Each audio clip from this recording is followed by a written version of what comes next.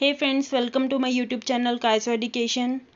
Before we start our video, please subscribe my channel. Today's topic is common English words, जो भी हम daily language में words use करते हैं उसके बारे में आज इस वीडियो में आपको बताऊंगी. So let's start.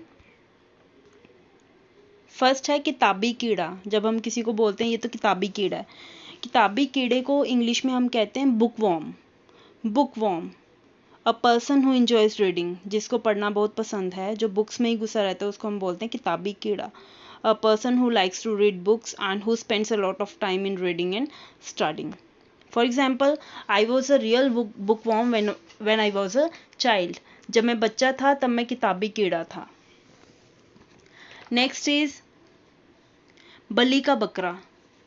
बलि का बकरा को इंग्लिश में हम कहते हैं scapegoat. Scapegoat, a person who is blamed for the wrongdoings or mistakes. मतलब जो बलि का बकरा बन जाता है, बिना गलती के भी उसकी गलती निकल जाती है, वो होता है बलि का बकरा. For example, he has been made a scapegoat for the company's failures. मतलब उन्हें कंपनी के फेलियर्स के लिए बलि का बकरा बनाया गया है. नेक्स्ट इज दल बदलू.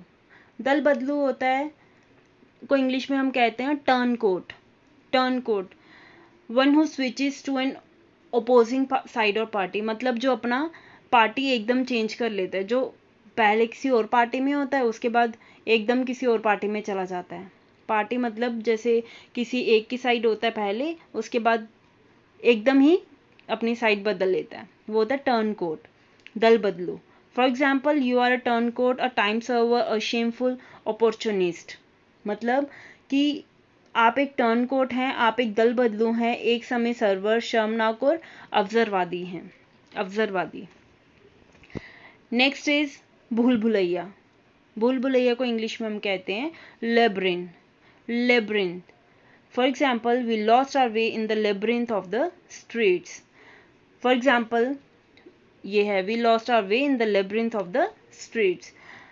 इसका मतलब क्या हुआ, हम सड़कों की भूल भुलैया में अपना रास्ता भूल चुके हैं. भूल भुलैया ये कॉम्प्लिकेटेड और इरेगुलर पाथ होता है in which it is difficult to find one's way. मतलब जिसमें हम अपना रास्ता खो देते हैं. भूल भुलैया. नेक्स्ट है अप्सरा. अप्सरा को इंग्लिश में हम कहते हैं निम्फ. अप्सरा. अप्सरा को इंग्लिश में हम कहते हैं nymph. Nymph. For example, he had the dream about the bronze hair nymph again. मतलब उसने ब्रॉन्ज, जिसके बाल थे ब्रॉन्ज कलर के, जिसके कांसे वाले बाल थे, कलर वाले बाल, उसने उसी वाली अप्सरा के बारे में फिर से सपना देखा. अप्सरा कहते हैं निम्फ को. नेक्स्ट है गला घोंटना. गला घोंटने की इंग्लिश होती है थ्रॉटल. थ्रॉटल मतलब थ्रॉटल क्या, गला घोंटना. अटैक और किल बाय स्ट्रैंगलिंग देम और हर और हिम. गला घोंटना, throttle. For example, the attacker then tried to throttle her with wire. इसका मतलब क्या हुआ, इसके बाद हमलावर ने तार से उसका गला घोंटने का प्रयास किया. नेक्स्ट इज गुमनाम. जिसका कोई नाम ना हो, गुमनाम. एनोनिमस.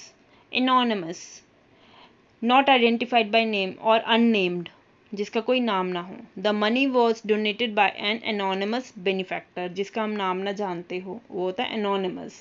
मतलब ये पैसा एक एनोनिमस बेनिफैक्टर दाता ने दान किया है. गुमनाम किसी आदमी ने दान किया है. नेक्स्ट इज दोगला. दोगला मतलब जो अपनी तरफ भी हो जाता है और दूसरे की तरफ भी रख लेता है. मतलब दोनों तरफ रख लेता है वो. To faced. उसको इंग्लिश में हम कहते हैं two faced. I don't trust her, I suspect she is a bit two faced. मतलब मैं उस पर विश्वास नहीं करता हूँ, मुझे लगता है कि वो दोगुली है. वो दोगुली है. To faced. नेक्स्ट इज गंवार. गंवार. गंवार होता है योकिल. योकिल ये अनपढ़ को भी बोल सकते हैं हम. एन अनएडुकेटेड और अनसोफिस्टिकेटेड पर्सन, जिसके कपड़े अच्छे ना हों, जिसने अच्छे से अपने आप को अच्छा मतलब कपड़े ना पहने हों या अनपढ़ों वाली बात की हो, उसको हम बोलते हैं yokel. For example the clothes make him look like a yokel, मतलब कपड़े उसे योकिल की तरह बनाते हैं, उसने वैसे कपड़े पहने हैं जो उसको गंवार दिखा रहे हैं कि वो गंवार है, वो योकिल है। आई होप आज का टॉपिक आपको क्लियर हो गया, इन वर्ड्स के मीनिंग आपको क्लियर हो चुके हैं। सो अगर मेरी ये वीडियो आपको पसंद आई तो मेरी इस वीडियो को प्लीज़ लाइक करो, मेरे इस चैनल को सब्सक्राइब करो और ज़्यादा से ज़्यादा शेयर करो। मिलते हैं अपनी नेक्स्ट वीडियो में। Thank you.